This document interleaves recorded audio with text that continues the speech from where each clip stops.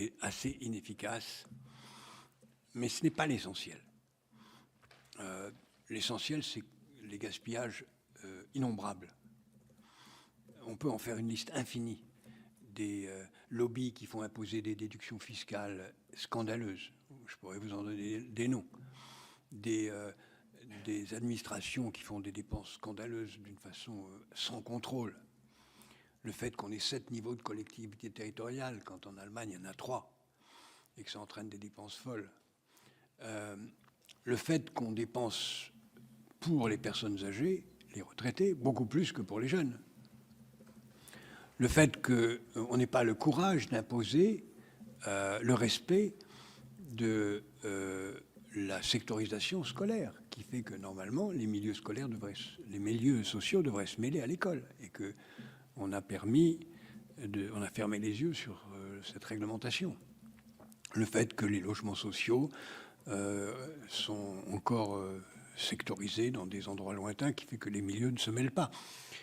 C'est plus des priorités données à des groupes sociaux qui, à mon avis, sont non prioritaires. Je le dis très clairement, la part. Nous n'avons pas d'un État inefficace, nous avons un État qui dépense mal. Et en particulier qui dépense trop pour les retraités.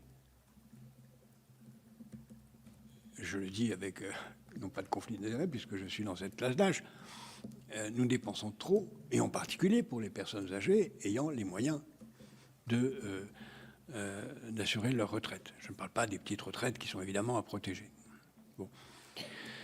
Donc il y a une question d'efficacité de la dépense publique plus que d'efficacité de l'État. Et ça passe par des décisions courageuses qui, rassurez-vous, ne seront pas prises. Et on va décliner parce qu'on aura consacré pendant trop longtemps trop d'argent aux classes d'âge, pour une raison que vous connaissez mieux que personne, parce que c'est eux qui votent, c'est eux qui vous élisent. Vous êtes élus des personnes âgées, pas des jeunes, encore plus au Sénat, si je peux me permettre, qu'à l'Assemblée nationale. Donc je crois que c'est Clémenceau, en tout cas c'est François Mitterrand qui me disait que Clémenceau disait, si vous voulez savoir où est la tête d'un homme politique, regardez où sont ses pieds. Bon, c'est simple. Tant qu'on ne sera pas revenu là-dessus, on ne dégagera pas les ressources nécessaires pour la santé, pour l'école, pour l'écologie qui sont... L'équation, elle est là. Elle est presque assez simple. Sur le déclin de la Chine, alors c'est une superpuissance, ça va être la première puissance mondiale, c'est clair, devant les États-Unis, même militairement, à partir de 2028-2029. Mais le déclin est en marche. D'abord, c'est un déclin démographique incroyable, avec une brutalité extrême, l'effondrement de la population. Au rythme actuel, à la fin du siècle, la population aura diminué de moitié, à peu près. Ils font tous les efforts qu'il faut, y compris avec, comme vous avez vu dans les jours récents, des mesures spectaculaires et assez désespérées sur la fiscalité des préservatifs.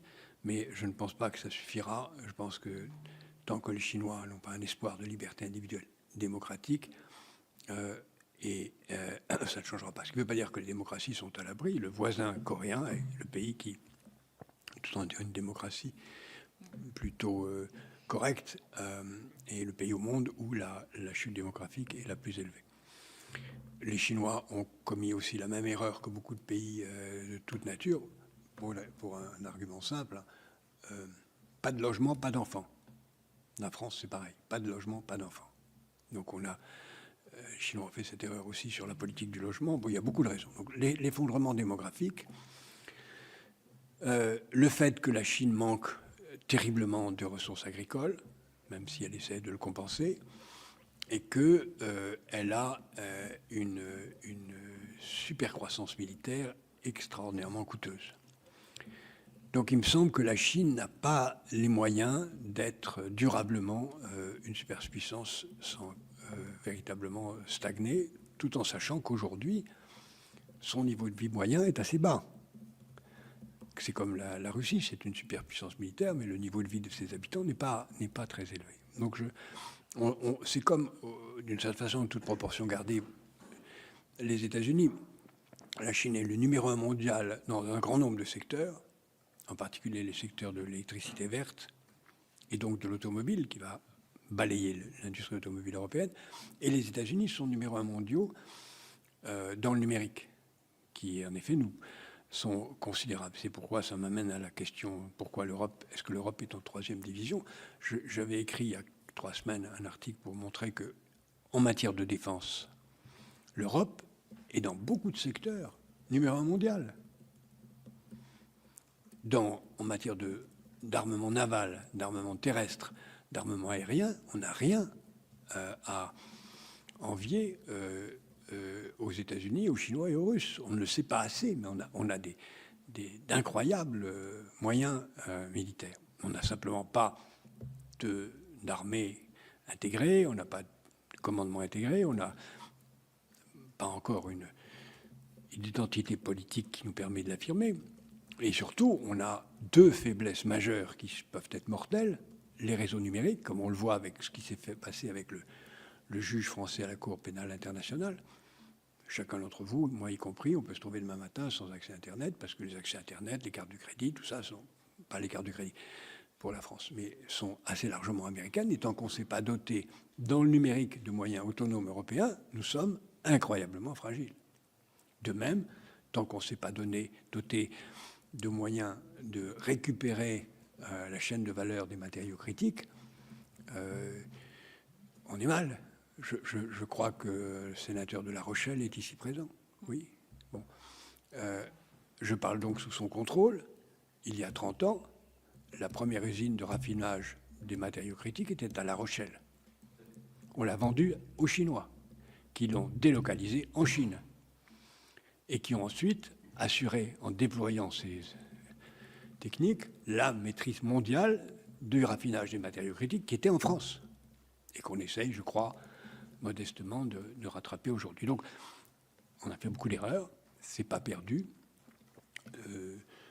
Vous devriez auditionner quelques hauts responsables administratifs français qui vous diront, comme ils me l'ont dit, qu'avec une vraie volonté, en 4 ans, je dis bien en 4 ans, on peut restaurer une souveraineté dans le raffinage des matériaux critiques.